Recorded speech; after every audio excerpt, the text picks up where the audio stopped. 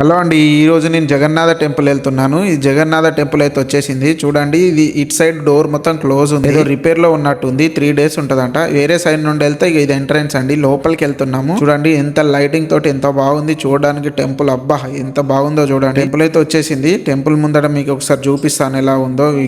విగ్రహాలతోటి different lighting తోటి చాలా బాగుందండి టెంపుల్. చూడడానికి ఎంత ముచ్చటేసిందంటే ఇక్కడే చాలా సేపు ఉండాలన్న ఫీలింగ్ అనిపించింది. చూడండి టెంపుల్ ముందటైతే మొత్తం చూపిస్తున్నాను.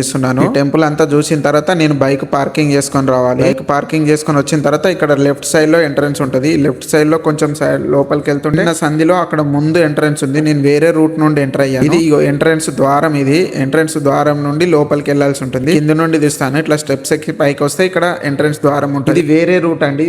3 సైడ్ లో ఉంది డోర్స్. దీనికి ఒక సైడ్ క్లోజ్ ఉంది, ఒక సైడ్ నుండి నేను ఎంటర్ అయ్యాను. ఇది ఇంకో సైడ్. ఇది లోపలికి వెళ్ళే ద్వారం. ఇక్కడ నుండి లోపలికి వెళ్ళిన తర్వాత ఇంకా టెంపుల్స్ చూడడానికి ఎంత బాగుంటాయంటే చాలా బాగున్నాయి. లైటింగ్ వీటికి మెయిన్ ఆకర్షణగా ఉంది. లైటింగ్స్ తోటే చాలా బాగుంది. ఇంకా చూడడానికి చాలా మంది ఉన్నారు ఇక్కడ. అసలు దర్శనానికి అవుతుందో కాదో అన్న అనిపించింది, అంత మంది ఉన్నారు. లోపలికి అయినప్పుడు అయితే కొంచెం తక్కువే ఉన్నారు. ఇవి చూసి మేము మర్చిపోయి మొత్తం టెంపుల్ అంతా తిరిగేసి వచ్చినాం. ఒకసారి టెంపుల్ చుట్టూ మొత్తం చూపిస్తాను. టెంపుల్ చుట్టూ మొత్తం తిరిగి వస్తాను. తిరిగి ఇక్కడ చూడండి, మావాడైతే గంట కొట్టి లోపలికి వెళ్తున్నాము. ఈ లోపలికి వెళ్ళిన తర్వాత టెంపుల్ లెఫ్ట్ సైడ్ భాగం. ఇది లెఫ్ట్ సైడ్ లో నుండి చాలా లైటింగ్స్ ఉన్నాయి. చూడండి లైటింగ్, ఈ జనాలు, ఇదంతా మొత్తం చూడడానికి చాలా బాగుంది.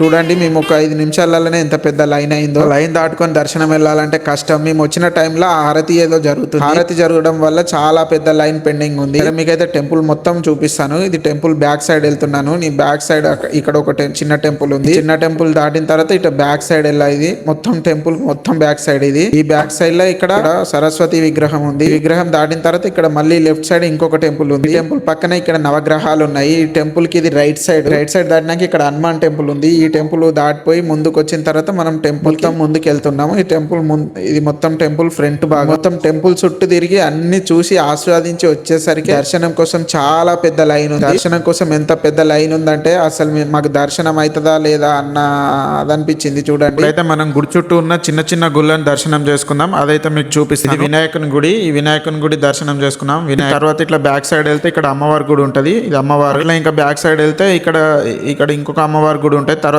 నవగ్రహాలు ఇవి దర్శనం చేసుకున్న తర్వాత ఇక్కడ హనుమాన్ గుడి ఉంటుంది. హనుమాన్ దేవుని దర్శనం చేసుకున్న తర్వాత ఇట్లా ముందుకెళ్తే ఈ మెయిన్ గుడి దర్శనం చేసుకోవాలంటే ఇప్పుడు లోపలికి వెళ్ళాలి. అది నేను చూపించలేను, ఎందుకంటే లోపలికి ఫోన్లు కెమెరాలు నాట్ అలౌడ్ ఉంది. ఫోటోలు తీయడానికి అవకాశం లేదు. అందుకనే నేను వెళ్ళి దర్శనం చేసుకుని వస్తాను. ఇది లోపల ఉన్న గుడి సేమ్ జగన్నాథ దేవుడు ఇలానే ఉంటాడు. దీన్ని చూసి మీరు అందరు ఆశీర్వాదం తీసుకోండి. దర్శనం అయితే అయిపోయింది. నేను ఇప్పుడు గుడి బయటకు వచ్చాను. ఈ వీడియో కనుక మీకు నచ్చినట్లయితే సబ్స్క్రైబ్ చేసి షేర్ చేయండి, లైక్ చేసి కామెంట్ చేయండి.